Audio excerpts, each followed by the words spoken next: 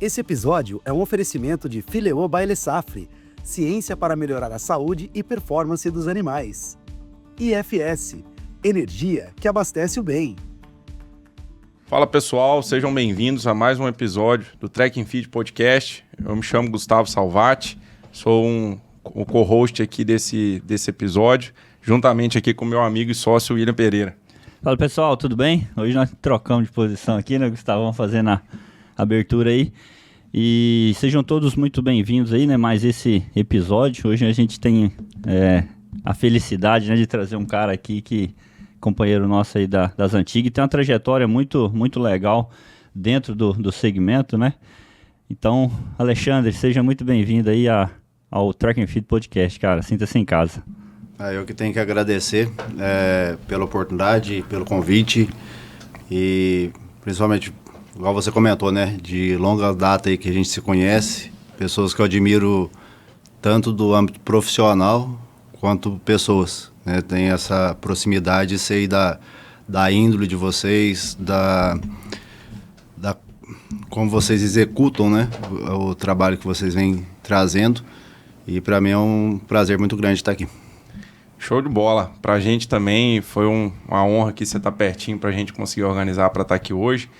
E queria explorar um pouco aqui, Alexandre, e para quem conhece aí, é íntimo dele, né, a gente chama ele de Caipirão, né, desde a época lá de Lavras. Não sei porquê, mas...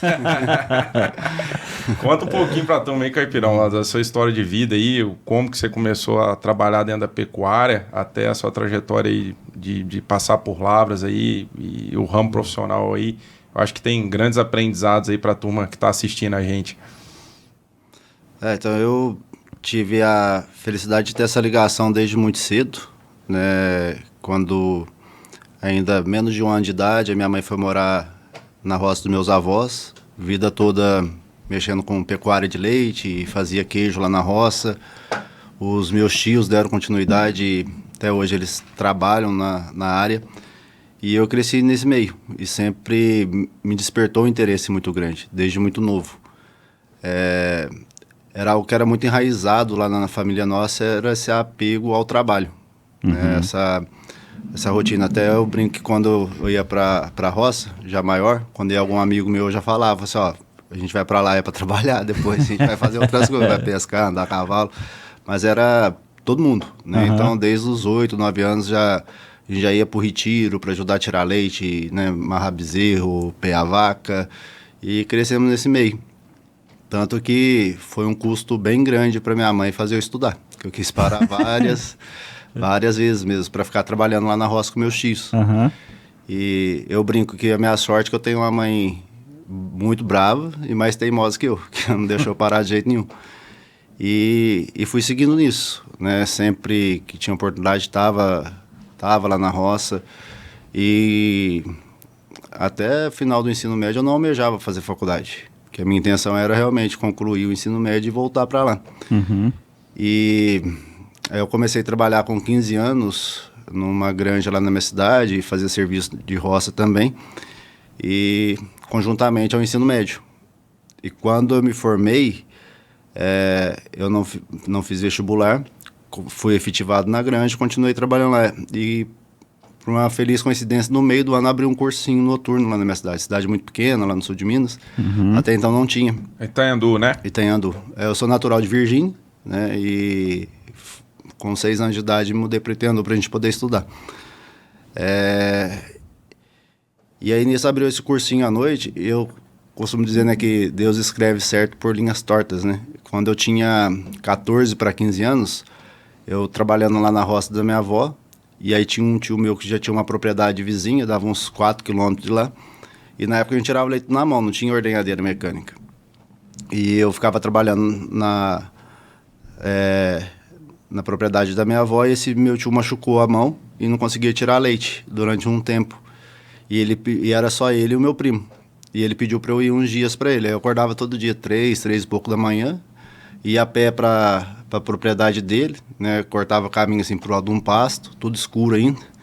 Juntava um lote de vaca, chegava lá, meu primo já estava lá no curral com outro lote, e a gente pegava até 5, 6 horas da tarde. Isso de domingo a domingo, Aham. né? Porque não tinha esse negócio de folga, né? Não, e Era- pensa ali, né, cara? Ali é uma região fria. Você pegar um meio de ano desse aqui, que é sereno nas É bravo, canelas, é. o Lá- frio lá puxa a está. vaca no pasto. E lá a escala era 7x7 mesmo.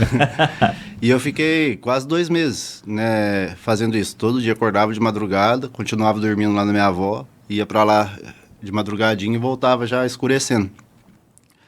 E tinha o ápice assim que a gente trabalhava e não recebia monetariamente, né, durante muito tempo isso. Era meio que a oportunidade que era nos dada era aprender a trabalhar. Uhum. Aí no final desse período, quando eu ia ter que retornar para Itendu, que ia retomar as aulas, esse meu tio falou assim, vai lá no curral que tem um presente lá para você.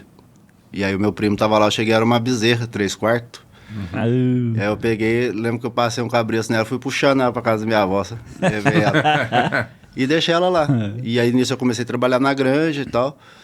Aí quando eu abri esse cursinho lá em Itendu, eu já tinha formado o 3º ano, essa bezerra já era vaca, tinha segundado, estava na segunda cria, e tinha dado 2 bezerras. Eu vendi ela com as 2 bezerras pro mesmo tio que tinha me dado, e foi como que eu consegui pagar esse cursinho, as inscrições de vestibular, tudo, sabe? Então, o que eu nem pensava pela minha cabeça lá atrás, acabou direcionando para isso. aham. Cara, o legal é que, assim, dentro essas vivências, né, eu acho que dizer, né, talvez vai ser até legal a gente conversar isso aí, porque seu filho também tá na faculdade lá, né, o Gui tá seguindo aí, ó, a carreira dentro do agronegócio, né, e assim, quando a gente escuta essas histórias assim, a gente vê muito uma paixão, né, então assim, a gente vai para a profissão buscar, sei lá, fazer faculdade, enfim, mas tem uma paixão muito forte, principalmente dentro da pecuária de leite, né? Você falou, por exemplo, que trabalhou numa granja também. A gente que seja granja de frango, Isso, de sei ovos. se é de ovos, né? A gente não consegue perceber, às vezes, uma paixão tão forte igual a gente vê dentro da pecuária de leite, né? O cara que é relacionado com aquilo ali. E aí, obviamente, você vai buscando se aprimorar dentro daquilo, né? E eu gosto de dizer assim, quando eu fui... Eu tenho também vivi na roça lá no começo, depois fui para o colégio agrícola.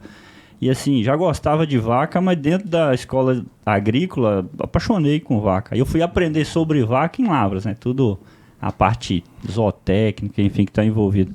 Mas essa paixão, eu acho que é algo bonito, né, de se ver e traz uma conexão assim muito, muito forte dentro da atividade. Eu não sei como é que hoje quem está indo para esse segmento se ainda tem essa paixão ou depende de caso a caso, né? Enfim.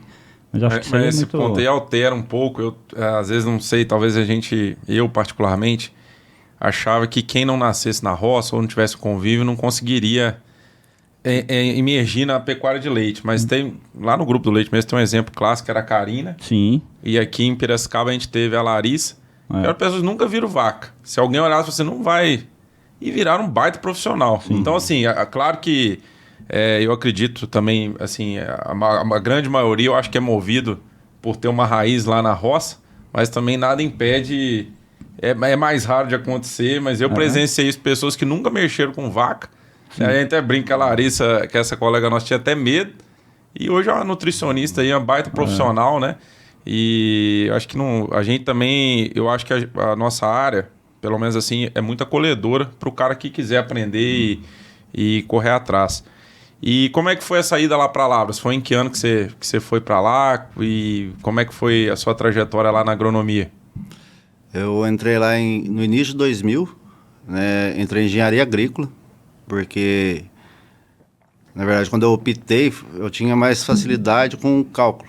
Então, eu vi o prospecto de engenharia agrícola, falei, deve ser bacana, fui fazer, né? Só que aqueles cálculos lá é bem longe do que a gente tá habituado, né? E eu entrei no núcleo de estudo, né, no grupo do leite, ainda na engenharia agrícola. E eu entrei justamente que eu estava me sentindo totalmente perdido lá em Lavras, né? Primeira vez que eu tinha saído de casa, vida inteira, cidade pequena, naquele círculo ali. E eu tive a sorte de morar com um integrante do grupo do leite, que era o Edmarcos. E eu via ele sair final de semana e chegava sujo lá, eu tinha trabalhado o dia todo. E eu falava para ele, deixa eu ir com você e tal. Eu falei assim, não, tem que fazer parte do grupo para poder ir e abrir um processo seletivo. E na época não tinha restrição em relação a curso, né? E aí eu fiz o processo seletivo e entrei no grupo do leite. E aí nisso tinha alunos lá, né, que faziam agronomia e conversando despertou aquele interesse. Aí depois de 2 anos e meio na engenharia eu mudei para agronomia. E não me vejo fazendo outra coisa, sabe? Realmente considero que eu me encontrei dentro do curso. Se fosse ter que escolher 10 vezes, eu ainda escolheria, sabe? É bacana demais. Eu lembro, tem muito claro para mim que eu tava indo. Eu lembro do Caipirão quando ele tava para formar. Ele tava escrevendo o TCC lá na biblioteca, ele com um tanto de coisa lá. Na época não tinha o chat GPT para ajudar. Ai, cara. E assim, concomitante mesmo, assim que você saiu lá de Lavras, você já começou a trabalhar na Reagro ou você tocava ainda junto com a graduação? Quando eu ainda estava na graduação, no Grupo do Leite, eu tinha conseguido bolsa lá na FAEP, aí eu me mudei para lá em Jaci, né? Uhum. E depois eu fiquei sabendo que estava abrindo um processo seletivo para estagiário do Reagro. E aí eu fiz o processo seletivo com o Silvino, deu certo de eu passar. Aí eu fiquei uns 3 anos conciliando as duas coisas, o Grupo do Leite e o estágio no Reagro. E aí quando eu formei, eu já dei continuidade no Reagro, fiquei mais 2 anos e meio como consultor. E aí foi quando surgiu a primeira oportunidade para gerenciamento, que era um cliente que nós tínhamos na época, que tinha uma propriedade, um projeto que estava iniciando de leite lá em Formiga, em Minas, um projeto de gado de corte na Bahia, e mais umas propriedades no Pará e em Goiás.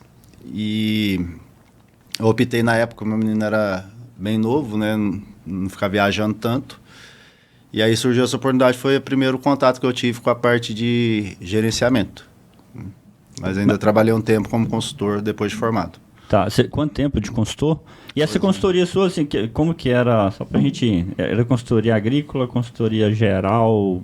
Era focado na agricultura. Focado na agricultura. Focado na agricultura, porém na época 90% das propriedades nossas eram produtoras de leite e 10% gado de corte. Ainda não tinha um segmento específico de fazendas exclusivas de agricultura, né? Hoje lá no sul de Minas isso está numa crescente muito grande. Então hoje tem esse foco mais voltado para fazendas exclusivas de produção de grãos, né? Tá, era uma consultoria técnica voltada para a produção de forragem. Para assim. produção de forragem. Na época tinha propriedades que ainda utilizavam bastante cana-de-açúcar, tinha sistemas a pasto, né, também confinado, então, mas sempre focado à produção de comida. E nessa época, assim, o que você via de desafio dentro das propriedades? Só para a gente ver se mantém ainda o desafio dentro de produção de forragem, cara.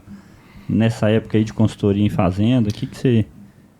Eu acho que o desafio continua sendo, né, a parte de implementar os conceitos dentro da propriedade.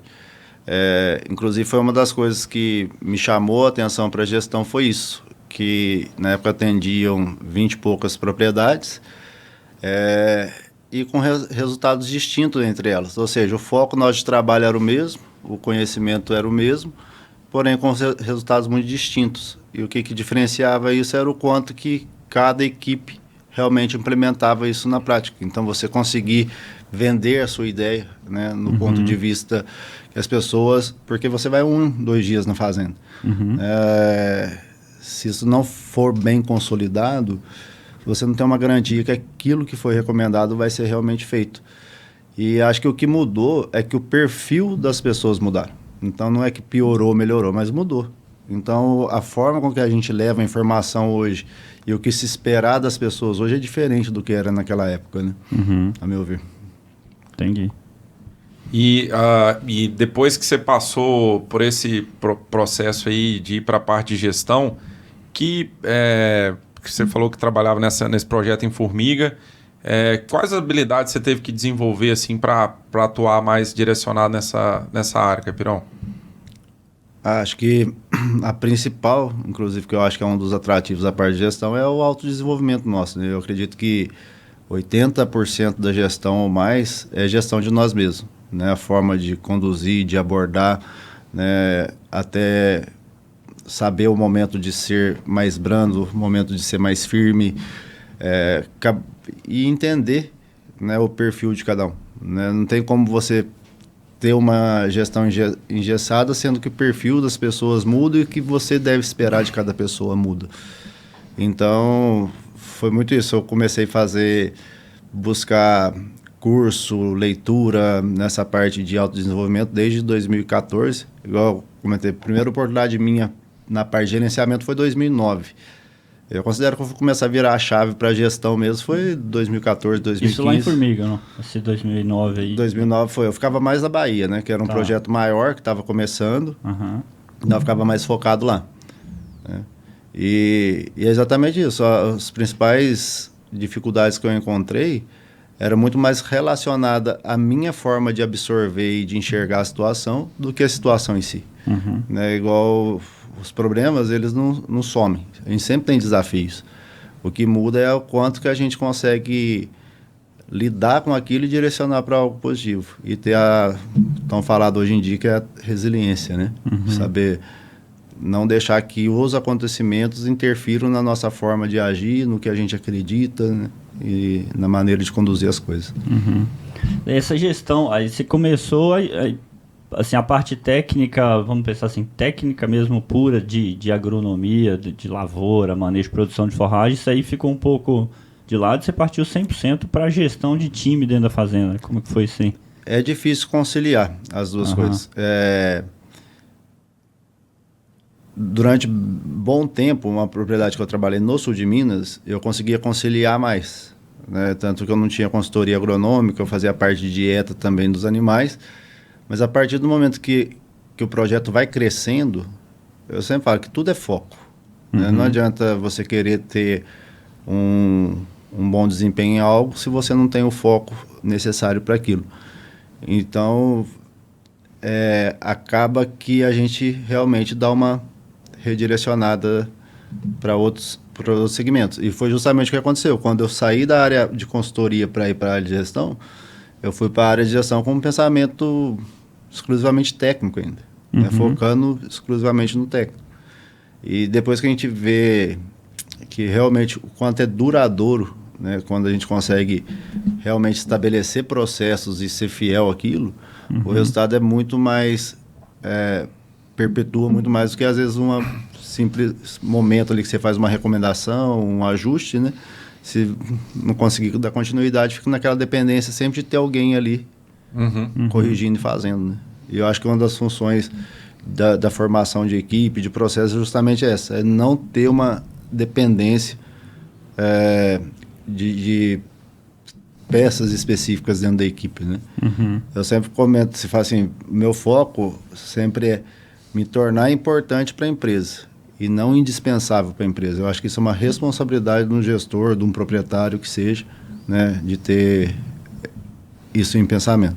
Legal. Bacana. Assim, o interessante, eu acho que da história sua também, acho que nem todo mundo sabe, que você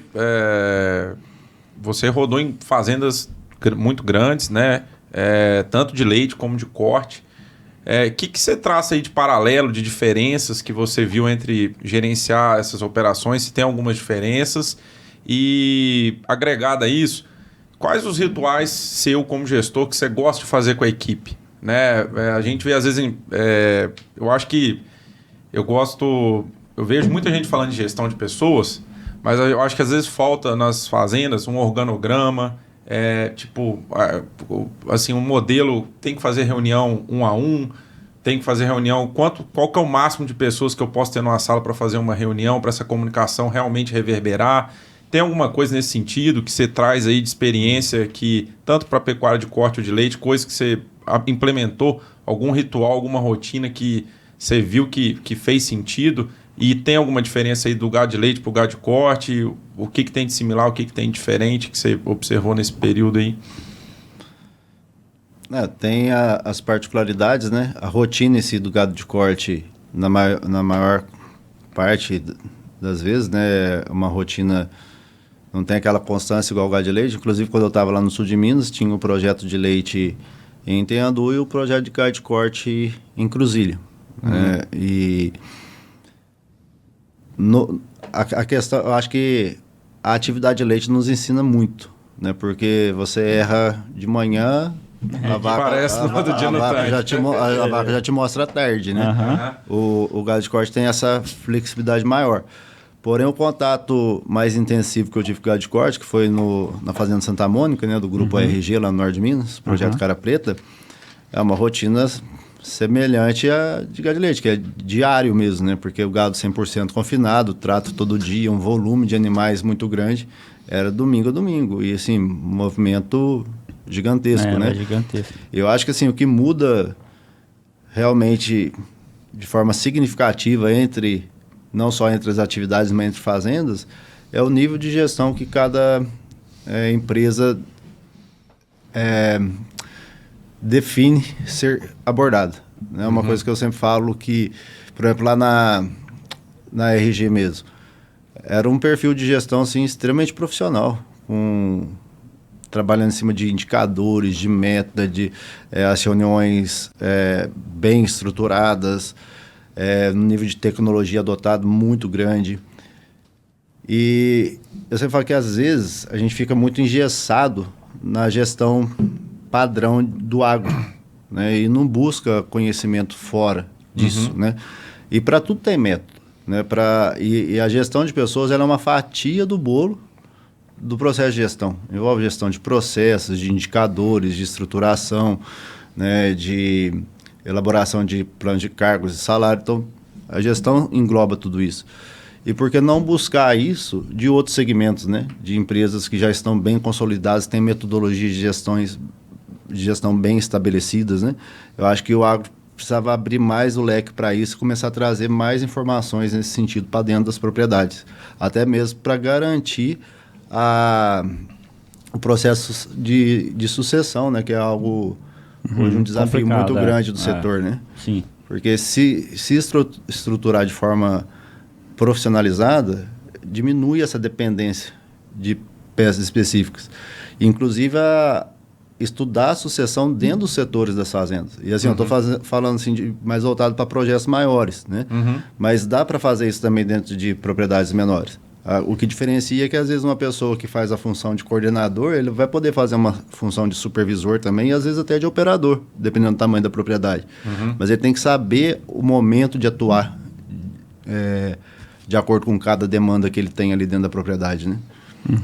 Com certeza. Eu acho que, assim, uma das coisas que eu vejo que é uma carência do setor, eu acho que falta uma escola para formar gestor, né? Um MBA em gestão, mas, assim, aplicada à fazenda. Porque, igual você é gestor, é muito escasso isso, né? A gente vê que normalmente é uma pessoa que é dentro da fazenda, que vai subindo de cargo ali preparado, mas não tem isso aí que você falou, uma metodologia para o cara aprender muito no tentativa e erro, né? Do que da maneira que o dono vem fazendo ali, e o cara vai crescendo ali dentro da fazenda de cargo, né? Às vezes de supervisor, depois vai para gerente.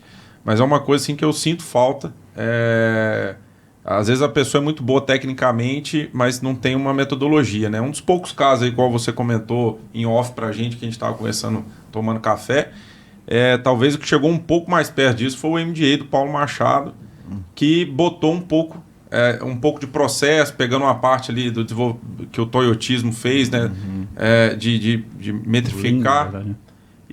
Mas ainda eu acho que ainda falta mais, tem mais espaço aí para desenvolver, né? É muito carente um método para aplicar isso aí, né? O gestor tem que ficar buscando toda hora e não tem tanta referência, é um pouco carente isso aí, né, Capoeirão? Não, e suporte para isso, né? Igual eu costumo comentar, você pega dentro das fazendas, se contrata consultoria agronômica, de nutrição, e geralmente assuntos que a propriedade já tem um certo domínio. E mesmo assim a consultoria já agrega, mesmo já tendo um nível de conhecimento. Agora, por que não buscar consultorias também nesses assuntos que nós não temos tanto domínio e também não conseguimos trabalhar isso no dia a dia, na rotina nossa? Né? Isso é algo que tem que ser delegado. É lógico que tem que ter o acompanhamento, mas tem que ter uma estrutura. O próprio sistema MJ do Paulo Machado, você pode mandar ali o gerente, o coordenador fazerem o curso. Se você não tiver peças-chave ali dentro da propriedade focada em implementar aquilo ali, você vai nadar e morrer na praia. Porque na rotina do dia a dia é difícil conciliar. Né? E é muita questão, assim, às vezes a pessoa quer implementar, só que tem que ter coerência com aquilo que está implementando. Por exemplo, organograma. né? Boa parte das fazendas nem tem. E quando monta um organograma, não se respeita aquele organograma, no sentido de, então tá, eu estou precisando de estruturar melhor essa parte aqui no nível estratégico, no nível operacional, onde que eu estou precisando focar mais. Essa pessoa aqui tem um perfil mais operacional, então eu não posso pôr ela num cargo estratégico e cobrar dela daquilo.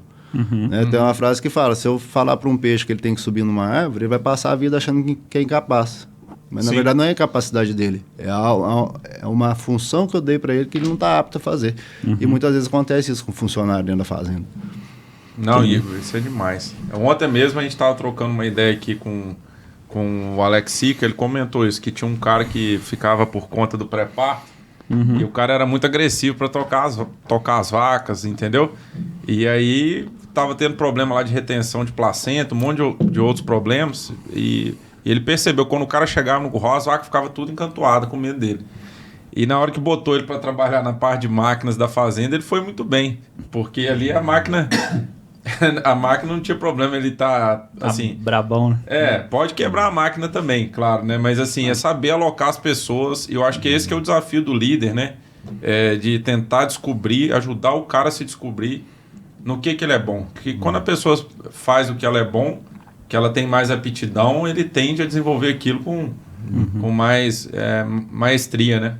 Mas dentro disso daí, Alexandre, igual o Gustavo falou assim, precisava talvez de uma escola de formação de gestores agrícolas, enfim. E eu não conheço um curso, por exemplo, de graduação que trata disso de uma forma bem explícita, né?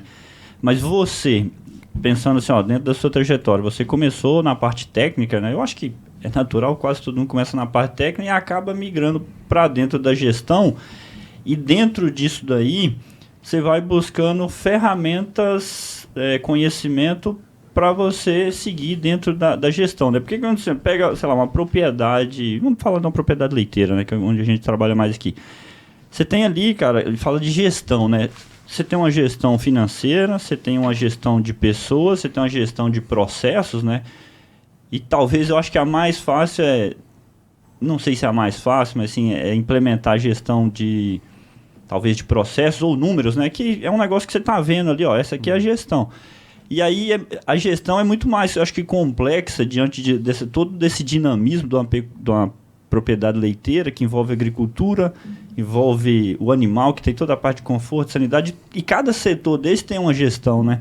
Como que você, gestor geral, né, e como que você vai se desenvolvendo para ter uma visão holística de todo o sistema produtivo e gerir todo mundo junto, sabe? Às vezes, eu estava na parte técnica, eu era o agrônomo, eu passava a recomendação e a execução talvez ficava a cargo da fazenda, né? Como gerir a recomendação que o agrônomo me passou dentro daquele time de agricultura, sabe? Como que é esse processo que vai transitando do técnico até a gestão? E se você acha que é possível, assim, o cara já vai entrar fazendo gestão direto sem conhecer lá o chão de fábrica, vamos dizer assim, sabe? O tete a tete ali. É realmente uma pergunta boa e desafiadora, né? A gente saber até quando que a gente consegue se aproximar realmente desse operacional sem nos sobrecarregar, né? E conseguindo conciliar a rotina como um todo.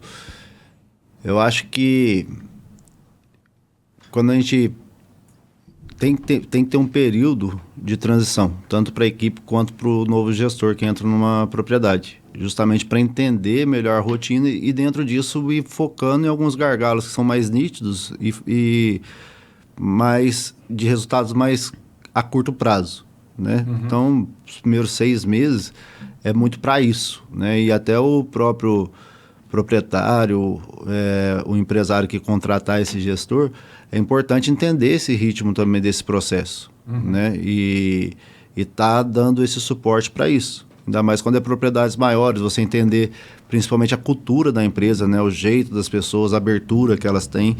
E eu acredito muito na questão do efeito escada. Eu falo que o organograma não é para saber quem manda em quem, é para saber quem dá suporte a quem.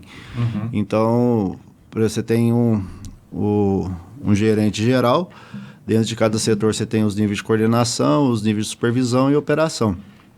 Então, é respeitar realmente esse organograma. Então, tá, eu quero impactar na equipe lá da ordenha.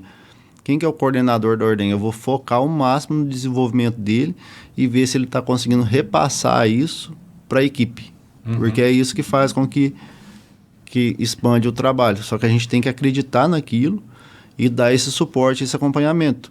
Porque acontece muito isso igual vocês comentaram. Geralmente esses cargos de supervisão, coordenação nas fazendas, às vezes até de gerência, são pessoas que vieram de uma base operacional, com uma capacidade de trabalho muito grande, e chegam num nível de liderança, muitas vezes sem ter perfil para isso e sem serem preparados para isso. Né? Muda o conceito, muda. Eu sempre falo que a gente precisa virar uma chave. A partir do momento que a gente sai da área operacional ou da área técnica para ir para a área de gestão, a gente tem que ter uma virada de chave. Porque a forma da gente atuar vai ser diferente. A gente tem que entender que quando não se tem um cargo de liderança, o nosso crescimento depende do resultado do nosso trabalho. A gente tem que entender que quando a gente tem um cargo de liderança, o nosso crescimento depende do resultado do trabalho dos outros. Legal. Então, você fala que a gente tem que focar no desenvolvimento das pessoas, da base, porque é isso que vai possibilitar o nosso crescimento também. Sim. E muitas vezes o gestor não tem essa paciência nem quer esse gasto de energia, porque demanda muito da gente. Isso, né? E às vezes o cara tá preso, às vezes a fazenda também tá tendo muitos problemas operacionais, que o estresse do dia a dia, o imediatismo, impede dele ter essa visão meio que de fora para desenvolvimento da pessoa, né? O cara quebrou uma máquina, o cara quer resolver, né? Que normalmente o cara que veio do operacional tem um problema, ele quer resolver. E não talvez, ou às vezes também não tem espaço, ele fala, não, vamos parar aqui, vou te desenvolver junto, vou te ensinar, vou resolver, mas você vai aprender junto aqui. Para na próxima o cara conseguir tocar isso aí, né? Mas uma coisa também que eu vejo de desafio, assim, Caipirão, cara, a gente vê isso muito forte em algumas empresas. Tem alguns processos, assim, que, primeiro, de contratação. Hoje, às vezes, o cara contrata o que está aparecendo ali, mas não tem uma busca, né, de escolher as peças, igual a gente escala um time. Quando o cara chega também, não tem um processo, às vezes em grandes empresas a gente vê que tem um processo de onboarding ali dos primeiros 90 dias, de receber esse cara, tirar os ruídos, né? Igual a gente, quando saiu de casa, foi morar lá em Lavras, você sente, porque é um ambiente novo, né? E o cara que vai trabalhar numa empresa também, olha, aqui é assim, isso aqui é o que a gente, o que pode fazer, o que não pode, o que a gente não gosta. E outros processos, eu acho que tem muita coisa ainda para a gente estruturar, né? Nessa parte de como contratar, como receber o cara, como capacitar, né? Isso aí é muito escasso ainda dentro das operações, né? Não, e faz total diferença. Eu concordo plenamente. Que eu estava comentando de ter um RH bem estruturado e realmente ativo dentro das propriedades, né? Geralmente o que se vê nas propriedades que tem RH, você tem departamento pessoal. Pessoa que marca um exame, né, faz o processo admissional, demissional, mas aquela forma atuante mesmo, né, montar um manual de integração, de termos de conduta, o que a empresa espera do colaborador, deixar isso de forma clara, o processo de remuneração, treinar as pessoas a olhar um espelho de ponto, a olhar um olerite, parece coisa básica, mas aí gera tanto nó na cabeça do funcionário, que às vezes até desmotiva. Porque ele olha lá só o saldo final. O saldo final. Mas não entende onde que foi, né? O desconto, às vezes tem um plano de saúde ali no meio. Então, deixar isso de forma bem clara, né? E é uns detalhes simples, mas que faz total diferença. Porque eu acredito que a grande maioria das pessoas, quando entram numa empresa, ela em si ela já tem um grau de motivação para estar indo ali, executar o que ela tem. Né? E muitas vezes se fala em motivação de pessoas. Eu acredito muito mais que o impacto está a gente não desmotivar as pessoas, de não ter agentes desmotivadores no meio do processo. Né? Então, o que são esses agentes desmotivadores?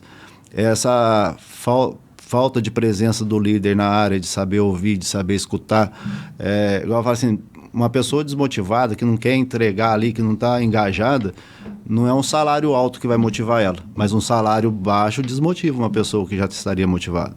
Uma moradia boa não é o que vai desmotivar uma pessoa que já não está querendo nada com nada, mas uma moradia ruim vai desmotivar alguém que está motivado, né? A gente tem que ter muita atenção para isso. Quais os agentes desmotivadores? Igual, como que eu vou querer um operador, um tratorista que trabalhe bem, com o ar-condicionado do trator estragado, com o banco tudo rebentado, né? Com um pedaço de toco escorando o banco do lado de baixo? Não tem como, né? E ele tem que sentir essa... Como é que eu posso dizer? Esse comprometimento não só do gestor, como o dono, né? Eu acho que é muito difícil o cara entrar ali com um gestor e mudar a cultura do dono. Se ele não encaixar um fit ali... Assim, eu quero trabalhar nessa fazenda porque a minha cultura de gestor bate com a do dono. Eu tenho uma fazenda que eu atendia, fazenda até de grande porte, 10 mil litros, assim, dentro da pecuária de leite, assim, média, grande porte. E, cara, o pessoal lá cobrando, tava uma turma dando consultoria na parte de gestão lá, cobrando dos funcionários e tal. Cara, e o banheiro dos caras lá era ruim, muito ruim, sabe? E eu falei, cara, pô, isso aqui é o básico. Como é que você, tipo assim, o cara tá tirando leite aqui, vai ter que ir no banheiro, o cara que tá fazendo o trato vai ter que ir no banheiro. E assim, pô, o cara, como é que você vai cobrar o cara se nem essa condição aqui? E a comida lá da fazenda também, o pessoal tinha que morar lá. Comida muito ruim, sabe? E assim, eu falava assim, cara, não tem... É isso aí. O que o fazendeiro tá mandando de recado? Cara, vocês não me importa nada para mim, não. O negócio é dar o leite no tanque, a média tá alta e eu tô pagando e eu quero isso aqui em troca. Então é muito além da parte do dinheiro. Se a pessoa não sentir que... Eu acho que o fazendeiro tem que pôr essa cultura que construir uma reputação boa da fazenda. Né? Tipo assim, lá é um bom lugar de trabalhar. Até para ser um atrativo para novos colaboradores, né? Pegando um gancho no que você falou dessa questão de contratação, eu sempre falo que contratação tem que ser algo ativo, não é algo só quando você está precisando. Ela tem que ser um processo dinâmico. Sempre ter essa abertura para recebimento de currículo, para entrevista. Aí cai novamente no ponto que eu estava comentando, o RH ativo, né? Porque se aparecer alguém bom que te brilha os olhos, vamos assim dizer, põe para dentro. Vai ter férias de alguém para tirar, banco de hora, vai ter... Serviço tem. Então, assim, aproveitar as boas oportunidades das pessoas que aparecerem com um perfil bacana. É assim que a gente vai construindo a equipe. Se a gente for deixar para procurar exclusivamente quando está precisando, a gente acaba se contentando com mais ou menos. Né? Contrata mal, né? E isso eu acho que é um ponto, assim, que eu vejo que o pessoal sempre contrata no susto. Na hora que saiu aqui, ele não tinha uma conversa adiantada. E essa questão de construir essa boa reputação da empresa, hoje é muito comum a gente ver as grandes empresas, o dono aparecendo mais, seja na rede social. Você pega o dono da CIMED, tem o Guilherme Benchimol da XP, eles mostram muito dentro da operação deles para o cara ter essa... eu queria trabalhar lá, cara. E outra coisa, se ele entra na fazenda e sai capacitado, o cara que saiu, ele faz essa fama, cara, eu aprendi demais, não deu certo, pode não ter dado certo alguma coisa, mas a fazenda foi um agente de transformação na vida dele, né? Ele entrou de um jeito, saiu melhor, e quando a fazenda entender isso, ele está pondo pessoas melhores no mercado também. Tem muita gente que não vou capacitar o cara não, porque depois vem outro e leva ele de mim, né? Eu acho que essa é uma mentalidade pequena, que se todo mundo capacitar, sempre vai ter gente boa no mercado, né? E eventualmente às vezes a pessoa sai da fazenda porque está num outro momento de vida, né? Quer ficar mais perto da família dele, aconteceu alguma coisa, nem sempre é por tipo assim, alguma falha que ele cometeu, né? E eu acho que as fazendas, algumas pecam muito nisso, nessa questão de construir essa reputação. Vamos fazer isso aqui um lugar bom, que as pessoas vão vir até mim para trabalhar aqui. Para trabalhar, e não eu que tenho que ir buscar. Né? E eu acho que isso vem garantindo primeiro básico, né? Moradia boa, acesso à internet, escola para os filhos. A escola para os filhos, transporte, boa alimentação. E aí depois, o trato do dia a dia, né? Como é que as pessoas se tratam, né? Se tem liberdade e essa oportunidade de crescimento. Porque todo mundo, claro que o salário é importante, mas as pessoas precisam ter uma previsão do futuro que ela vai sair melhor daquilo ali. Não, cara, eu aprendi a pilotar uma máquina, eu aprendi gerir, mexendo, por exemplo, num software, né? Eu saí melhor do que eu entrei, né? Eu acho que esse aqui é um ponto interessante, né, Will? Com certeza. E assim, participar de fato, né, da operação, né? E até ia aproveitar isso aí, Alexandre, como que ele dá... Porque assim, fazenda, cara, a gente sabe que tem a rotatividade natural do negócio, né? E da mesma forma, como você mencionou, por exemplo, quando você transita, sei lá, de uma operação para outra, eu, sei lá, vou gerir aquela fazenda e não essa mais, ou aquela operação, tem um tempo de, vamos dizer assim, ontem a gente falou bastante isso no caso do desaleitamento, né? Tem um estresse envolvido no desaleitamento. E pra gente, e talvez pra fazenda também, tem um estresse essa mudança, né? Que é um estresse normal que vai acontecer. Então, assim, você sai de uma operação, ingressa em outra operação. Tem você chegando, que aquele time ali talvez não te conhece, tem um formato de trabalhar. É mais de você...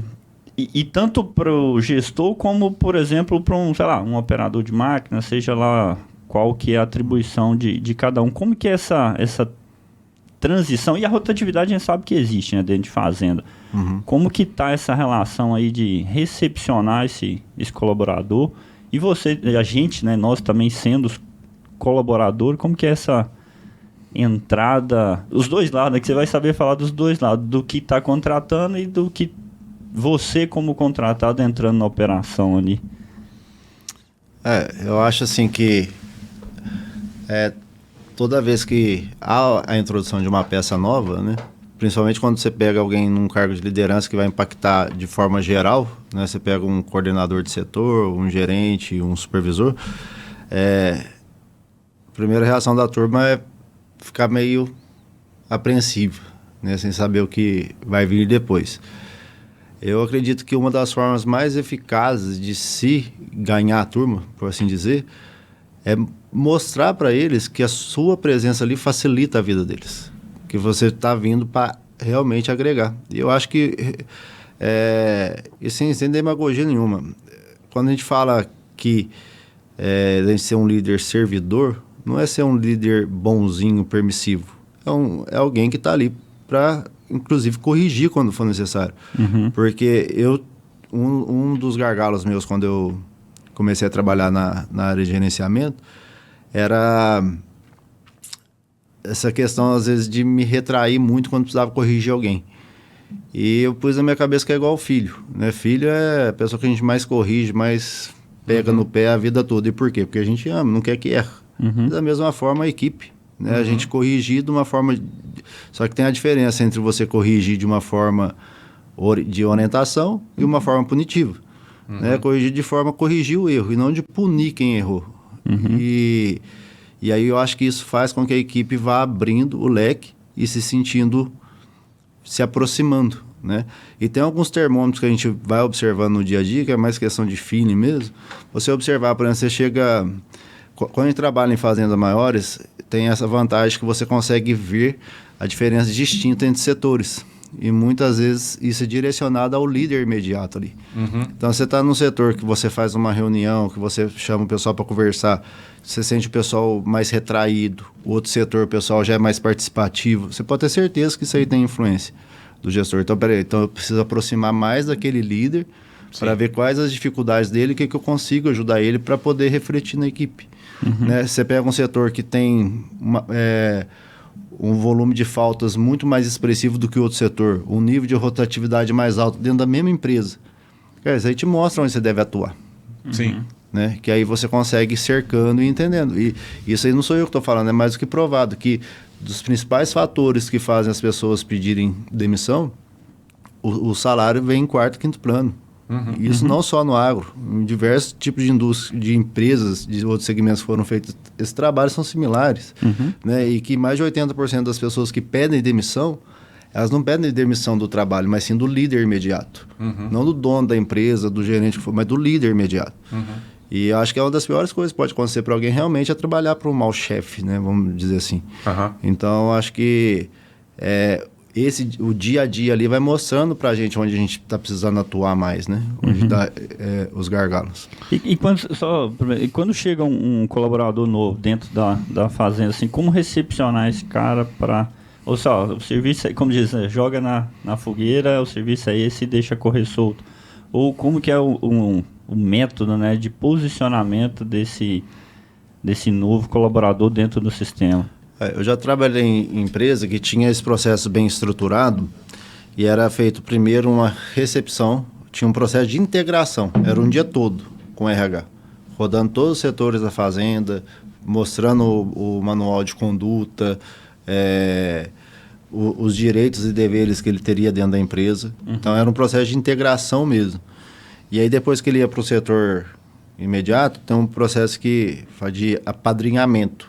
Que é pegar alguém que você confia dentro do setor e deixa a pessoa ali 1 semana ou 2 à vontade de acompanhar a rotina ali e aprender. Aí, cai dentro daquilo que a gente está comentando, do processo seletivo não ser só no apaga-fogo. Sim. Né? Você ter esse período dessa transição ali e até avaliar se a pessoa realmente vai ser adequada para aquela função, para aquele setor, se ela realmente quer e se ela tem o perfil para estar naquele setor, né? Então, é o que eu estava comentando, processo. Para tudo tem metodologia. A gente tem que buscar implementar e acreditar que aquilo ali faz diferença.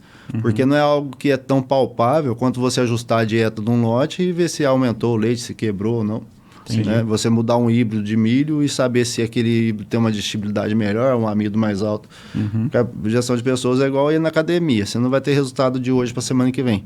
Mas a gente sabe que a repetição e a constância vai te trazer resultado lá na frente. Então é acreditar. E essa leitura de perfil também é muito importante, né, Caipirão? Porque tem pessoa, por exemplo, que você põe pressão nela e chama atenção, o cara quer responder. E tem um cara ou outro que vai murchar. Então, esse cara que às vezes é um pouco mais fica sentido com a chamada, é um cara que você tem que ter uma postura, uma comunicação diferente. E eu vejo assim que esse é um desafio também, de ler esses perfis e entender que algumas coisas na fazenda, você vai ter que meio que, com esse cara aqui eu vou ter que levar para esse jeito aqui, né? Esse outro de outro jeito. E esse método aí, por exemplo, quando você vai chamar a atenção de alguém, quantas vezes a gente vê o cara fazendo isso em público, expondo o cara, né? Igual você falou, tem tudo, tem método para tudo, né? E às vezes a cultura que tem que ser trazida, até esses dias eu estava vendo um podcast da Hortz lá, um rapaz lá de Guapé, ele era o dono da Cifra Leite, que era uma empresa de consultoria, e ele voltou para a fazenda dele. E ele falou que o cara foi tirar leite de noite e o cara esqueceu o tanque aberto, perdeu 2.000 litros de leite. E o cara ficou sentindo, não dormiu aquela noite, o funcionário foi lá falar com ele de manhã, aconteceu isso, se você quiser pode tirar da minha conta aí, porque foi um vacilo meu. E ele falou, não, primeira coisa, gostei muito da sua atitude, você veio aqui falar comigo, e pelo que eu tô vendo aqui, você tá achando ruim o mesmo tanto que eu tô, mas vamos pegar isso aí e me ajuda a pensar num processo para isso nunca mais acontecer. Eu achei muito legal dele, porque ele, assim, ele criou uma cultura que, assim, o erro é ruim, mas eu não vou te esculachar por causa disso, e vamos construir algo junto. E eu acho que é nesses momentos que eu acho que, assim, que viram a chave dentro da equipe, de ser aquele cara, o chefe punidor, ou o cara que tá ganhando o time, construindo uma cultura que, beleza, errar é ruim, a gente só não pode repetir o mesmo erro. Né? Em vez, assim, a gente vai acontecer e vamos construir um processo para esse erro nunca mais acontecer. Então ele aproveitou uma situação chata, mas para uma oportunidade de construir um processo e ganhar o time. Então acho que essa mudança da visão, de você controlar ali 5 segundos, um momento às vezes de raiva, né, que beleza, 2.000 litros, mas transformar aquilo para você construir algo muito maior, que é um processo, um time, que é um negócio que vai reverberar naquele setor todo, né? Eu achei esse exemplo muito legal, assim, bacana. Cara, nisso aí que você falou, até dentro de contratações, Caipirão, eu acredito que, obviamente, o pessoal de RH deve ter método para isso aí, né? Que o Gustavo falou, na minha leitura, é valor, né? O cara chegou e falou, bicho, deu errado aqui, obviamente que não foi um erro intencional, né? Mas ele assumiu a responsabilidade só, errei aqui, esqueci aberto lá, o leite foi embora, prejuízo, obviamente. Mas o valor do cara, a honestidade dele, para mim, ele tá acima de tudo, né? Que foi demonstrada dentro de uma situação prática mesmo de fazenda. Na contratação, você ali nesses anos de líder, você consegue fazer uma leitura de valor de quem está na sua frente ali, a gente, eu estou te contratando aqui, na conversa você consegue explorar que é o valor do cara, assim, de fato mesmo, com relação à honestidade, enfim, desses valores, e E quais que seriam, assim, valores que você considera importantes numa pessoa para ela participar do seu time dentro de uma fazenda? Eu acho assim que o tempo, né, a experiência vai ajudando a gente a conseguir filtrar, mas processo seletivo, ainda mais entrevista, né? E geralmente quem é malandro sabe falar o que você quer ouvir. Então, O cara é habilidoso. Então, assim, é um desafio. Mas, realmente, as empresas, elas olham muito... Tem uma ferramenta que ela parece simples, mas me ajuda muito, assim, tanto na parte de contratação quanto ao decorrer do trabalho de avaliar os colaboradores e saber onde a gente vai atuar, que é o conceito-chave, né? Que é conhecimento, habilidade, atitudes, valores e emoções. Geralmente se avalia o conhecimento, a habilidade, a atitude você vai ver no dia a dia, se a pessoa realmente pega o conhecimento dela e a habilidade que ela tem e faz executar. Então isso aí é muito da parte operacional. E muitas vezes tem o detrimento dos dois, né? Que é os valores e emoções. Valor dificilmente se muda. Então, isso para mim é incontestável. Então, é questão de honestidade mesmo, de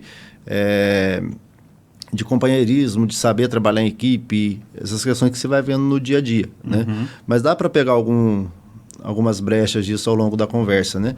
E emoções é a capacidade da pessoa de ter uma inteligência emocional, de lidar com pressão, Então, assim, você pega o nível de emoções que você vai contratar para um operador e que você vai contratar para um coordenador, para um gerente, são diferentes os níveis que você vai exigir dos dois. Né? Então, você tem que avaliar aquilo se a pessoa está compatível. E muitas vezes você pega uma pessoa com muito conhecimento, extremamente habilidosa, põe num cargo de liderança e a pessoa emocionalmente não sabe lidar com aquilo.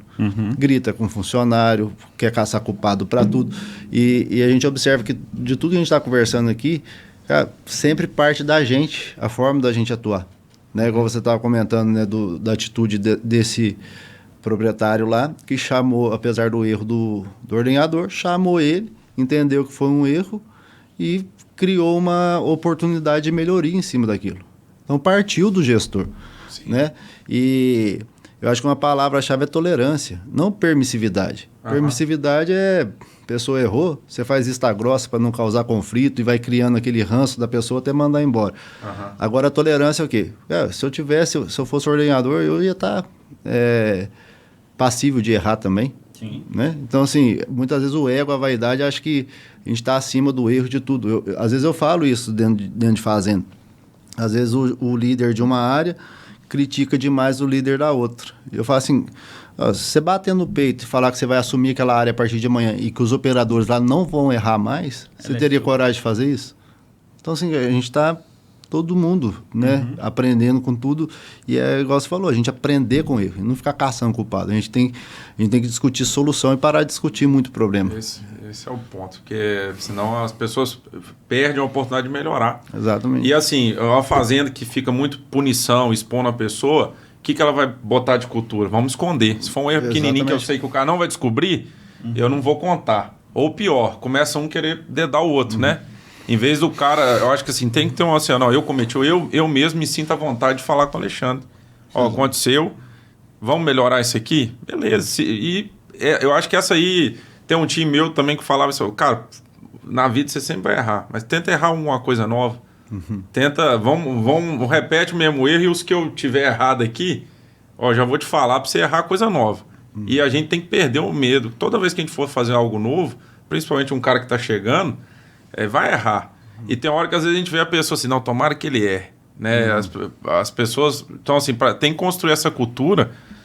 Aqui, pessoal, a gente vai errar, mas vamos tentar errar novo. Quando errar, a gente vai reunir e construir um processo. Que aí não fica essa política de querer ficar escondendo o erro, que aí é horrível para a fazenda, né, cara? Não, e interfere diretamente no ambiente de trabalho. Eu acho que gestão de pessoas é muito mais gestão do ambiente do que diretamente da pessoa. Porque pessoas têm particularidades, a mesma pessoa, cada dia está de um jeito.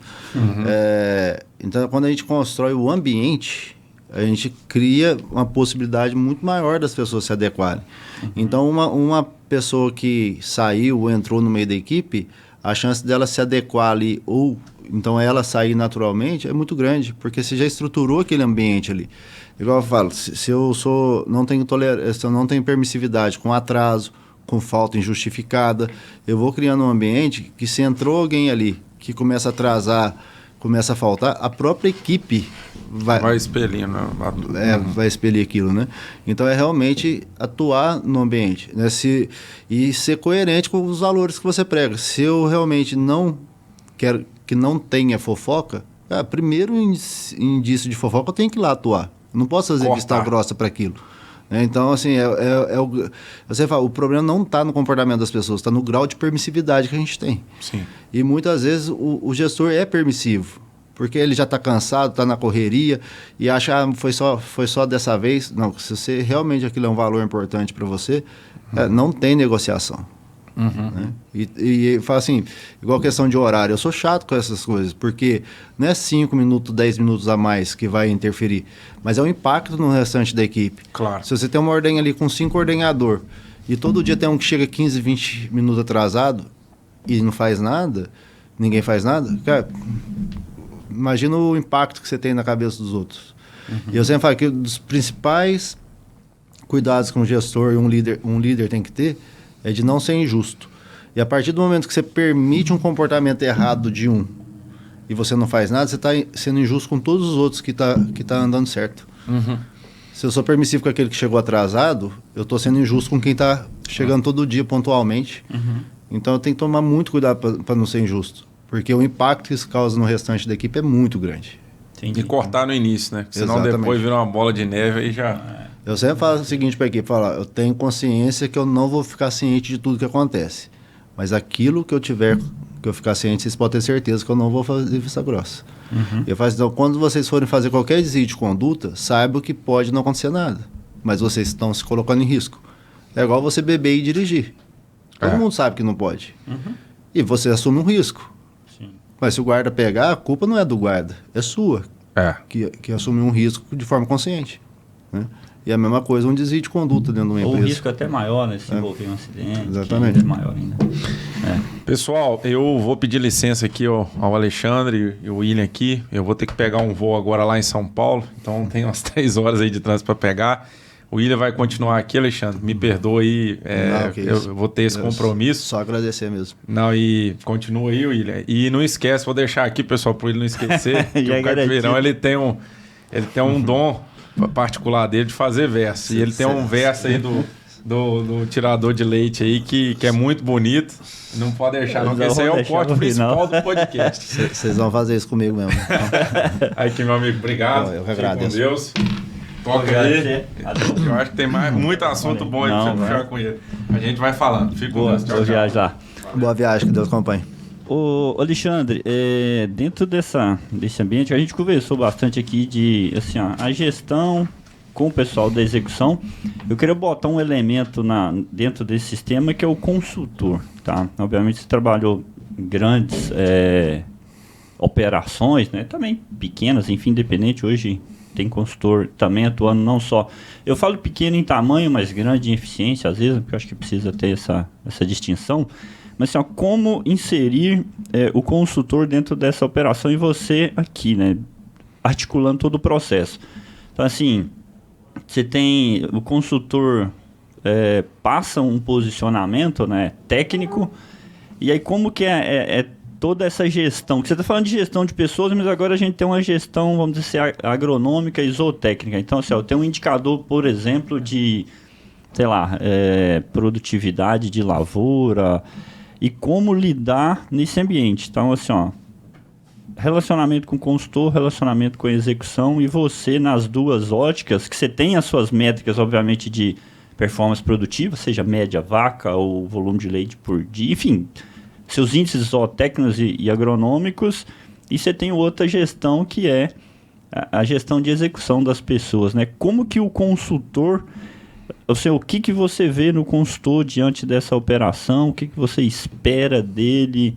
E ou você também, como já atuou em consultor, traçar um paralelo entre essa operação aí?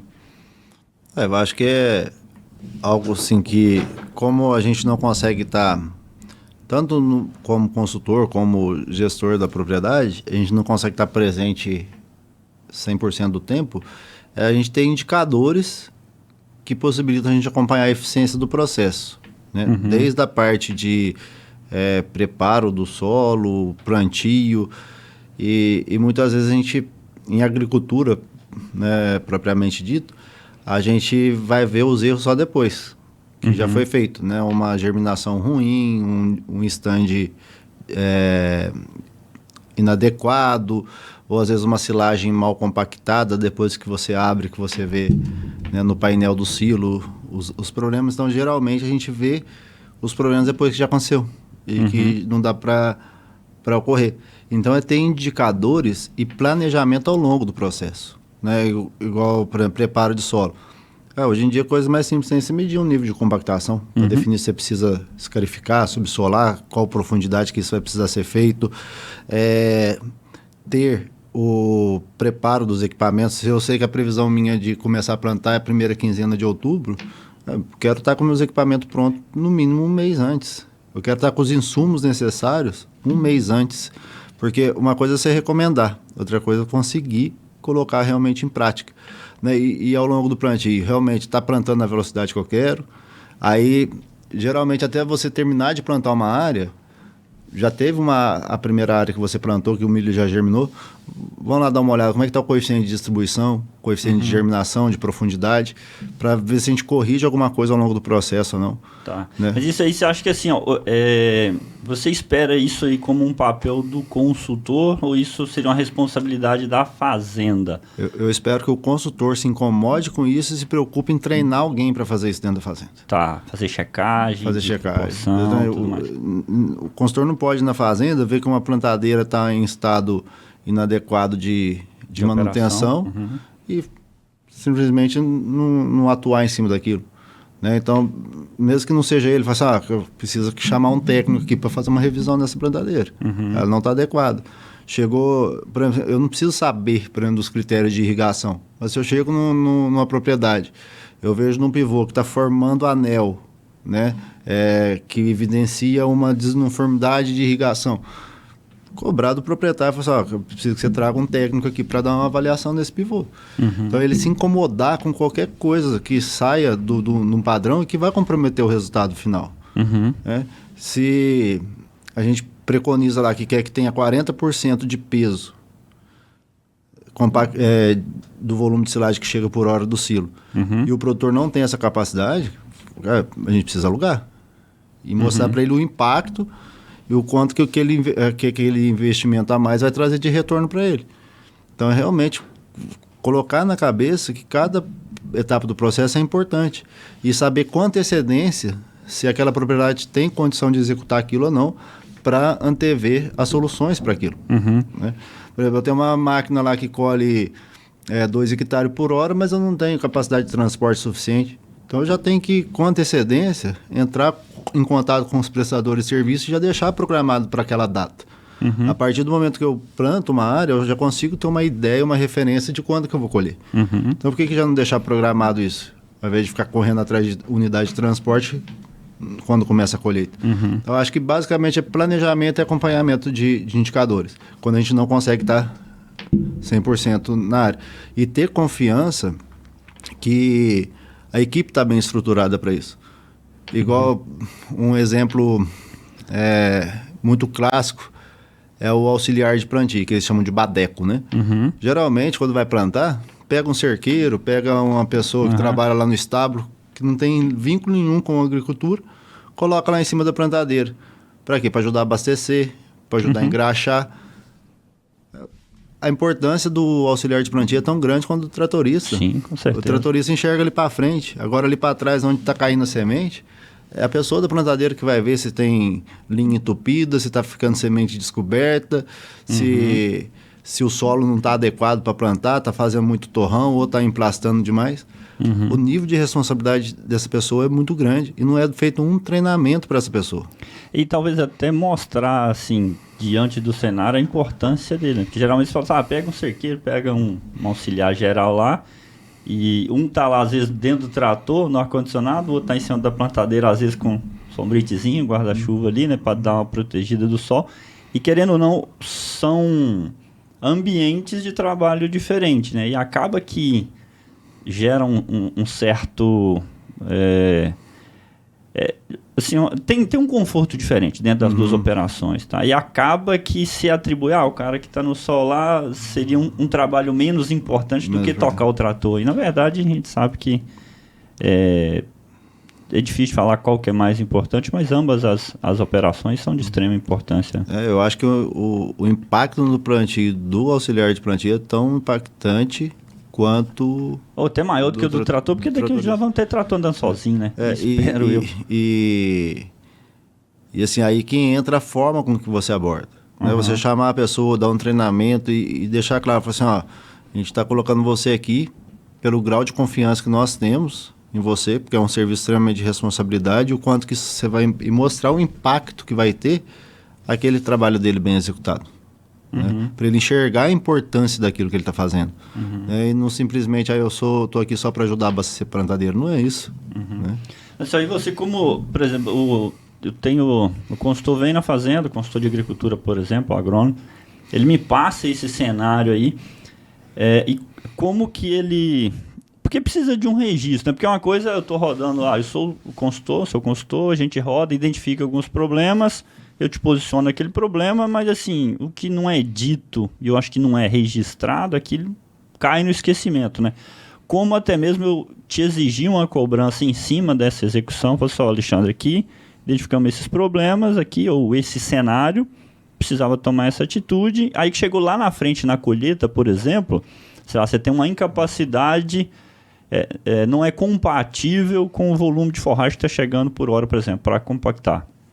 E aí tá colhendo, tá em cima da hora, tem que colher, e eu não dou conta de colocar mais uma pá carregadeira, mais um trator. Como, lógico, tem que antever, mas como lidar com essa situação para não chegar lá na hora, tanto da parte do consultor, né, passando a informação, como a do gestor adquirindo essa informação e de fato correndo atrás para executar isso daí.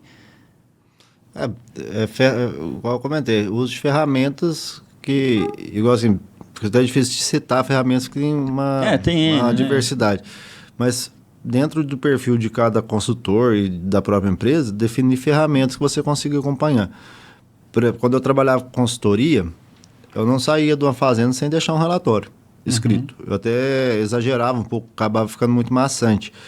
Mas assim, uma listagem das pendências do que ficou acordado de ser feito e definir a periodicidade para retomar a cobrança daquelas pendências. Às vezes não precisa nem sair na propriedade. Mas através de um e-mail, você manda aquela lista de pendências e fala assim, ei, me dá um ok aqui no que já foi feito ou não foi feito, para você ajudar a ir cobrando, porque na rotina do dia a dia, e pouca gente faz, ter uma lista realmente das pendências para saber o que atuar. Né? Porque se eu não tiver uma lista de pendência, o que é importante para mim hoje vai virar urgente amanhã. Sim. Né? E, por exemplo, a manutenção de uma plantadeira. Se eu não colocar no cronograma que até agosto eu preciso estar com ela em dia, eu vou lembrar disso só em setembro, a hora que eu vou precisar regular ela. Sim. Né? Então, pensar em ferramentas no qual você consiga ter um acompanhamento e uma orientação para a equipe, dependendo de onde você está. E eu acho que essa questão de relatório e definição de prioridades é fundamental fazer junto e estar acordado e ter o acompanhamento se realmente está sendo feito. E até no gerenciamento de fazenda, isso é necessário, que é a recobrança, muitas vezes, de coisas que são mais importantes. Porque às vezes você passa, um determinado setor tem lá 30 pendências. Às vezes o que está na cabeça do líder daquele setor, a prioridade dele é diferente da sua. Até isso tem que estar alinhado também. Né? Entendi. E que está muito a cargo do gestor, né? Porque o consultor em si... E assim, você vê o consultor ele tem que lidar diretamente com... Porque assim, você como gestor tem toda a fazenda para gerir, né? Parte pecuária, parte agrícola e tudo mais. A comunicação direta entre consultor e executor, ou você acha que ela tem que obrigatoriamente passar pelo gestor e o gestor é o responsável total por aquela operação, ou para você tudo bem assim um contato direto entre consultor e quem está executando na ponta ali para estar trocando informação, estar mandando? Ou você acha que isso não roda bem dentro de uma fazenda? Não, eu acho que isso é fundamental. Esse contato, essa proximidade do consultor com a equipe, inclusive até para entender aonde que são os gargalos maiores da equipe, onde está requerendo um treinamento mais específico sobre determinado assunto, uma reciclagem, né? E eu acho que o consultor, se ele tiver essa sensibilidade, ele pode auxiliar muito o gestor na forma que ele está conduzindo a equipe, desde que haja transparência nisso. Fala assim, eu conversei com a equipe, elas estão meio insatisfeitas por isso, com o horário muito apertado, ou as condições de trabalho que não está legal. Dá esse toque pro gestor. Né? Eu acho que essa sensibilidade é importante. Então, muitas vezes, o consultor ele enxerga puramente o papel dele como técnico dentro da propriedade. Eu acho que ele pode abranger de uma forma tão maior, e até mesmo na cobrança mesmo, sabe? Eu sempre falo, eu gosto de consultor que puxa a orelha da gente, que põe o dedo na ferida mesmo, que mostra onde a gente está precisando, onde a gente está errando, onde a gente está precisando melhorar, porque é isso que agrega. E muitas vezes as pessoas vão na propriedade para dizer o que o produtor quer ouvir e não o que ele precisa ouvir. E são coisas diferentes. É lógico que Total. Tudo pode ser dito, mas, como se diz, pode ser com uma pitada de mel na boca, não precisa ser ríspido. Mas eu acho que é importante ter transparência e falar pensando sempre no bem da empresa e da equipe como um todo. E o consultor ele pode atuar nisso, mas muitas vezes eu acho que não enxerga dessa maneira, sabe? Eu vou lá só para balancear uma dieta, vou lá só para passar uma recomendação de adubação ou do híbrido. Cara, ele pode ter uma atuação tão mais ampla dentro da propriedade, uma ferramenta tão grande de transformação, que eu acho que isso é importante, sabe? Mas assim, nesse fato aí do consultor estando conectado direto com a equipe de execução, ele passar ordens, vamos chamar assim, né, de execução direto para o pessoal, isso aí já é mais como uma forma de captura, de entendimento da operação, e aí vincula o gestor nesse processo para a ordem vir direto do gestor, né, para não ficar atravessando o caminho no portuguesão claro aí. Eu acho isso importante, para não ter divergência. Porque senão, assim, eu como consultor passo um posicionamento e você fala assim, não, isso aqui não dá, seja por demanda de um trator em outra operação, enfim.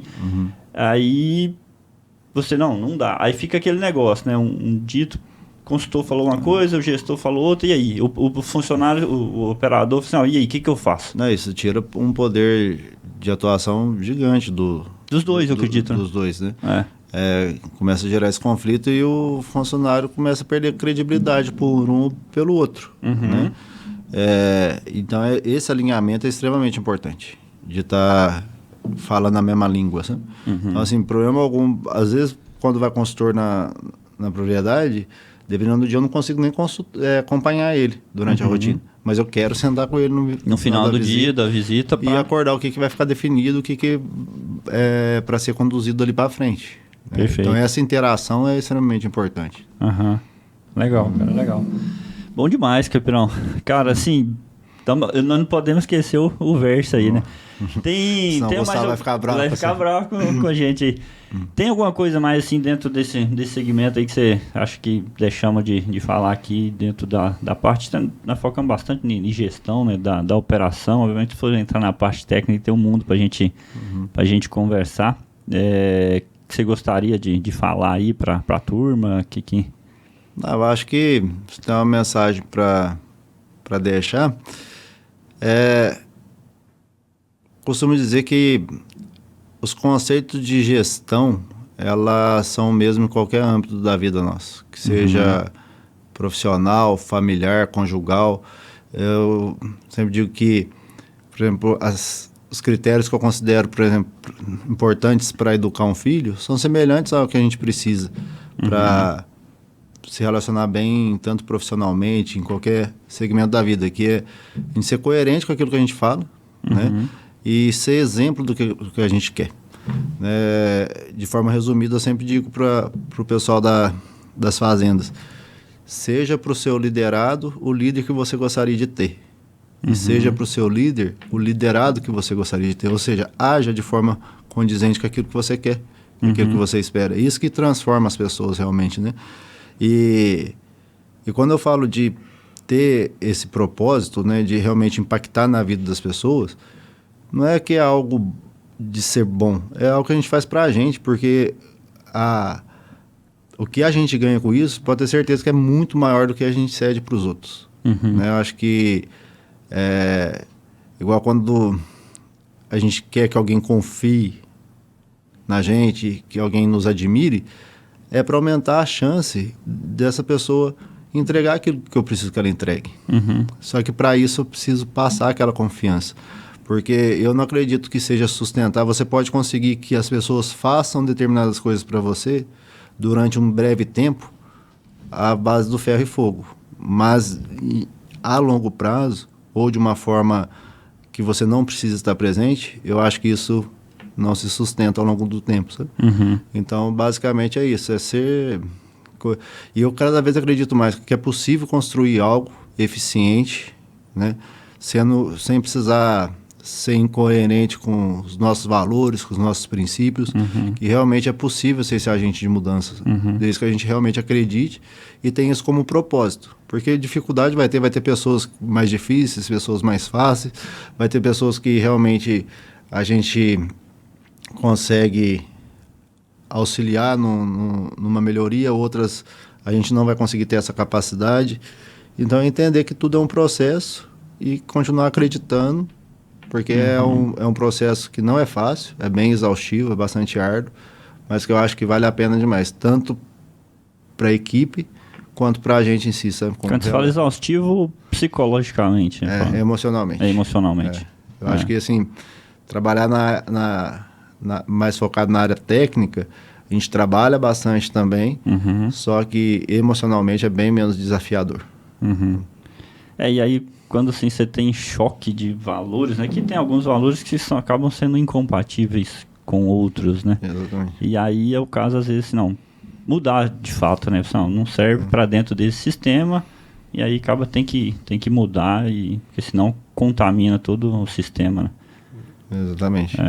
E quando a gente entende assim, o impacto que a gente consegue ter na vida das pessoas, quando a gente tem essa autonomia, é muito grande. Então, assim, muitas vezes a gente não tem consciência do privilégio que a gente está tendo, né, de ter esse poder de atuação, assim, de forma tão efetiva, né, do ponto de vista, às vezes, de uma pessoa que está extremamente infeliz, insatisfeita num local, e se você conseguir reverter aquilo, quanto que isso impacta na vida da pessoa e da família dela como um todo. Né? Porque a forma com que a pessoa chega em casa e vai tratar a família dela tem um impacto muito grande da rotina dela do serviço naquilo ali. E vice-versa também, né? O que ela tem dentro de casa ali leva para o serviço, talvez, né? Exatamente.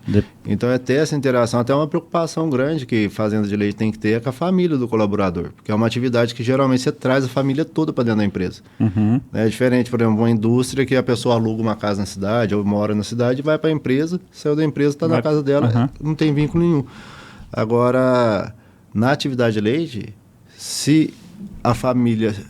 você contrata um colaborador, por melhor que ele seja, se a esposa dele, os filhos não estão bem ali, não estão se sentindo bem, não tem uma condição boa de moradia, a chance deles irem embora dali é muito grande. E assim, o que você acha hoje que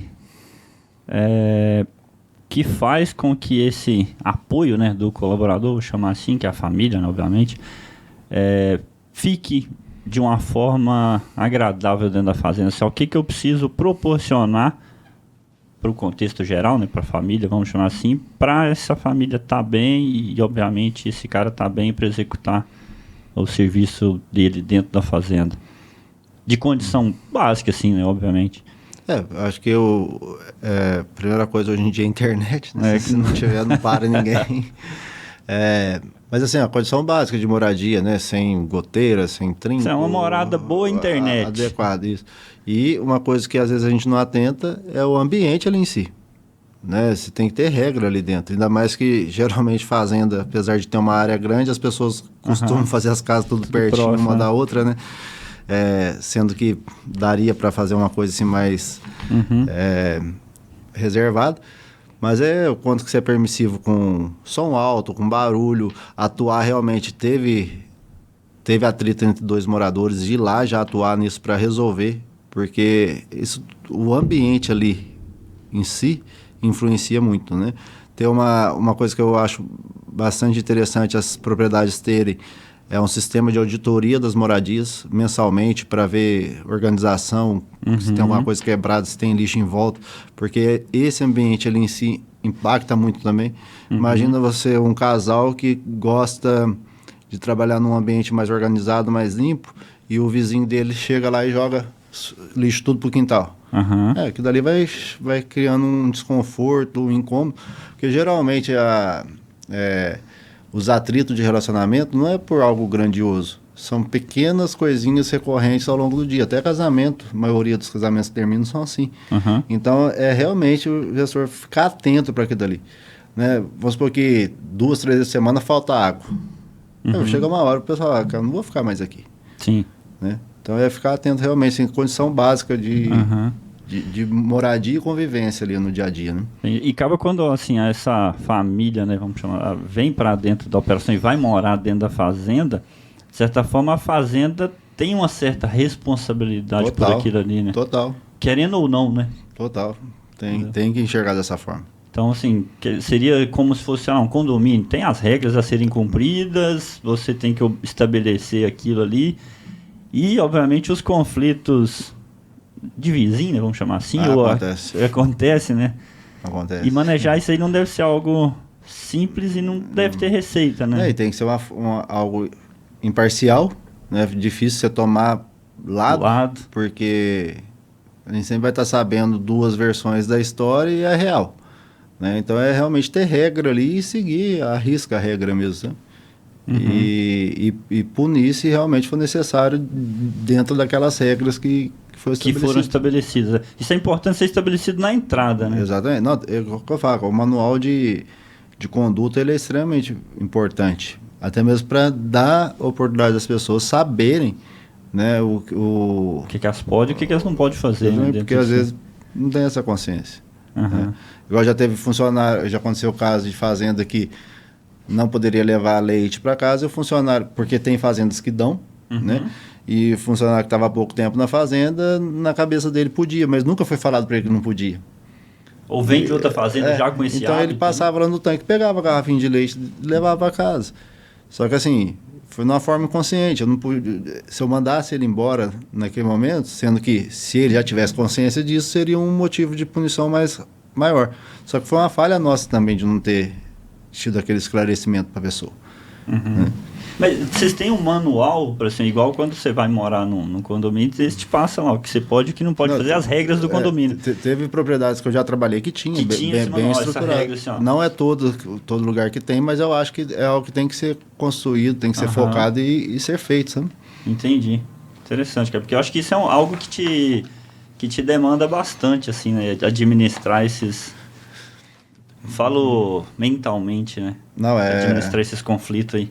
Que porventura aconteça. E não adianta, a gente tem que entender isso como parte do nosso trabalho. É algo que faz parte da nossa rotina e a gente tem que ter tempo para isso, tem que ter isso em radar, de passar nos setores, de ter tempo para conversar, de ter tempo para ouvir.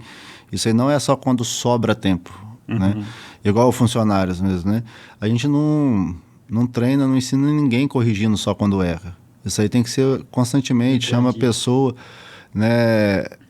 Igual geralmente as propriedades têm aquele período de experiência que vai de 60 a 90 dias e quase ninguém usa esse período. De já chamar o funcionário ali com 30 dias, ver o que ele está sentindo, como que ele está sendo a introdução dele, se ele tem algo que a gente possa estar auxiliando, ajudando e dar um feedback para ele também daqueles primeiros dias, né? E muita gente não usa esse período de experiência para fazer uma introdução melhor desse colaborador. Entendi. Legal. Cara, show de bola. Bom demais aí. Bastante conhecimento prático, né, de quem está na ponta ali, lidando dia a dia. Obviamente...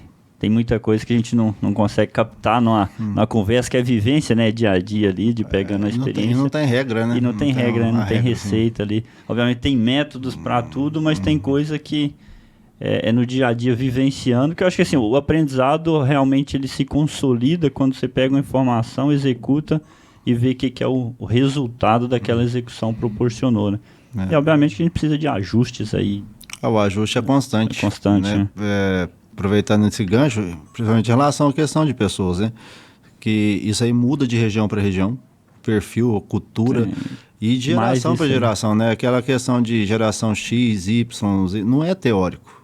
Há mudanças gritantes de particularidades. E não é que piorou ou melhorou, mas as características são diferentes. Até o perfil de colaborador que a gente precisa hoje, né? Antigamente a gente precisava de força basicamente braçal nas fazendas. Hoje a gente precisa de um nível intelectual maior para mexer num compêndio, num aplicativo, interpretar uma planilha e, consequentemente, a gente perde poder braçal. A gente não pode esperar que as pessoas tenham o mesmo desempenho do que alguém que nasceu na roça, trabalhou a vida toda ali fazendo já um serviço mais pesado. Então, esse ajuste de entendimento do que cada pessoa almeja, né? Os anseios das pessoas mudaram muito, né? Em relação de rotina, de lazer, de tudo. E se a gente não estiver antenado para isso, a gente vai ficar sentado numa mesa reclamando que ninguém quer nada com nada, que o perfil das pessoas está difícil, sendo que a gente não faz nada para ajustar em relação a isso. Então vai da fazenda se preparar também para receber esse novo perfil de mão de obra que está chegando aí. Exatamente.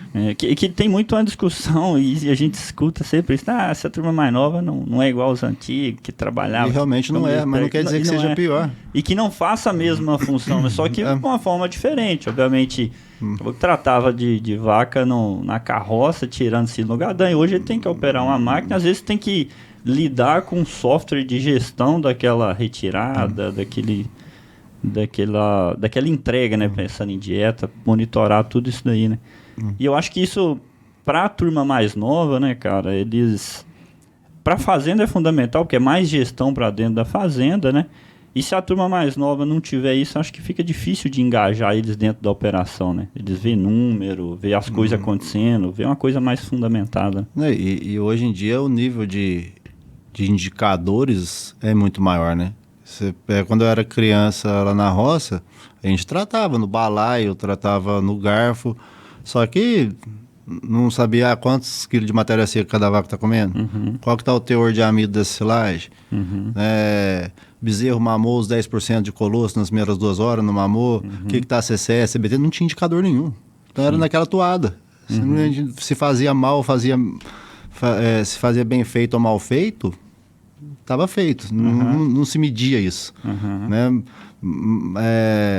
Mais ou menos media-se o leite das vacas uma vez por mês, né? Então assim,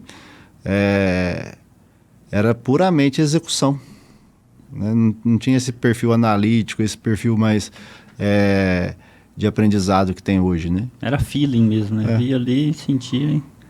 Show de bola, cara. Show de bola. Isso aí dá papo para mais um podcast aí, nessa transição. Cara, mas nós estamos caminhando pro final aí. Você toma uma aguinha aí pra você mandar o verso pra nós aí, pra gente caminhar pro final aqui, mas legal demais a prosa aí, cara. Eu vou falar em agradecimento mesmo a oportunidade de ter vindo, porque a gente acaba ficando meio sem jeito. Rapaz, aqui você tá em casa, aqui tá em casa. Tá, como vocês me deram a oportunidade aqui, né, de estar falando um pouquinho da minha vivência, da minha história, esse poema que eu fiz é falando de quando eu tive que sair lá da roça dos meus avós para estudar. Que, igual eu comentei, né, foi uma luta aí para eu conseguir estudar, não queria de jeito nenhum. Quando que você compôs ele, assim? Já tem uns 13 anos, que eu lembro que eu estava morando em Guaxupé na época. Tava lembrando das coisas da roça, acabei escrevendo ele. Que é assim: na lida do gado leiteiro me criei desde menino, aprendi desde cedo a traçar o meu destino. Apeava, apojava o gado, mais tarde aprendi a ordenhar. As munhecas ficaram grossas de tanto eu trabalhar.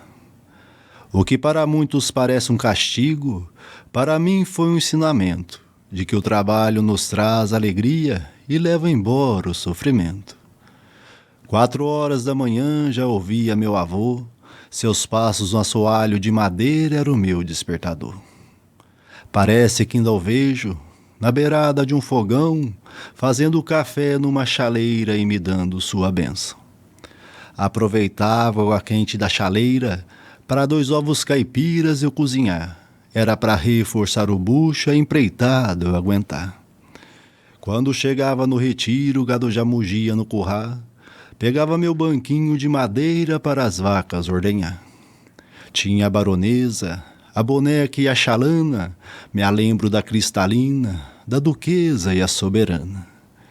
Era uma maravilha, animais de bom padrão, criados como mereciam, pois era o nosso ganha-pão.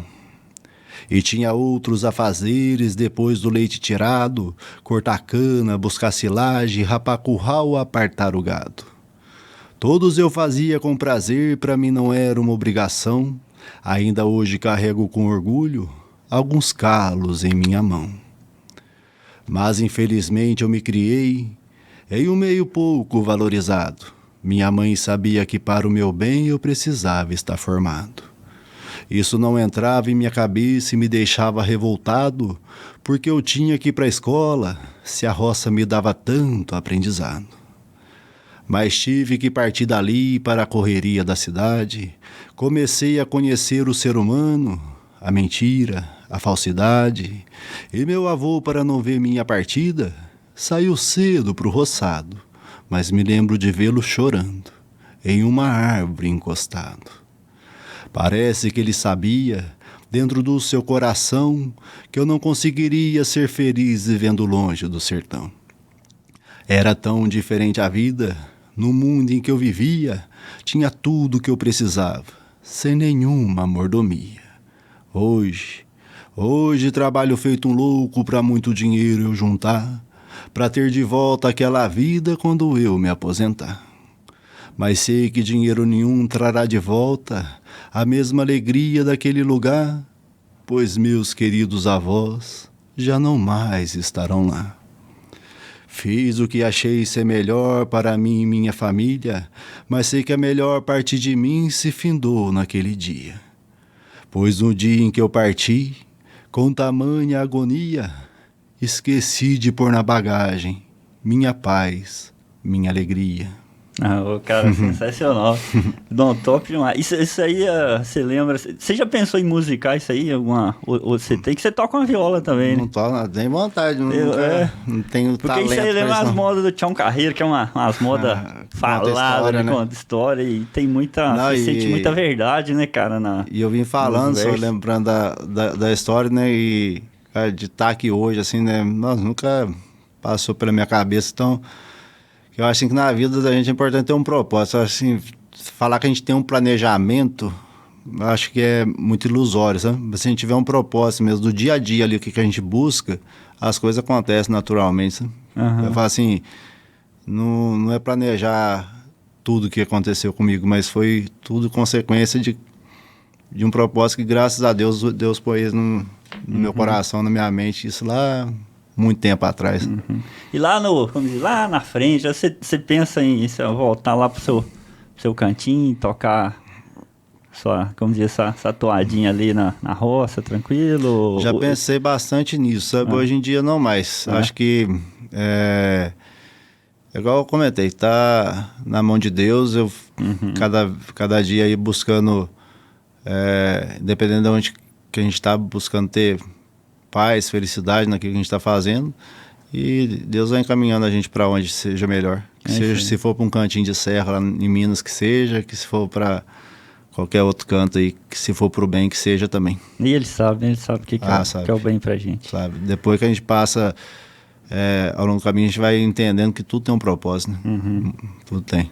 Bom demais. Caipirão, cara, brigadão. Imagina, eu que agradeço. Presença aí, bom demais. Foi uma satisfação grande. O bate-papo, assim, Track and Feed aí, então estamos de portas abertas aí pro que você precisar da gente também, estamos à disposição. E obrigado por tirar um tempo aí, né, na correria do dia a dia, na lida lá, pra gente vir trocar uma ideia aí, beleza? Não, se precisar, pra mim é um prazer muito grande, pode contar comigo. Boa, valeu. E sucesso pro trabalho de vocês, que é muito bacana. Valeu, brigadão, cara. Pessoal, grande abraço para vocês aí. Se liga aí todas as plataformas aí, né? Instagram, YouTube, podcast no carro aí. Compartilha pra turma. E até o próximo episódio aí. Valeu, grande abraço. Esse episódio é um oferecimento de Fileô Baile Safre. ciência para melhorar a saúde e performance dos animais. IFS, energia que abastece o bem.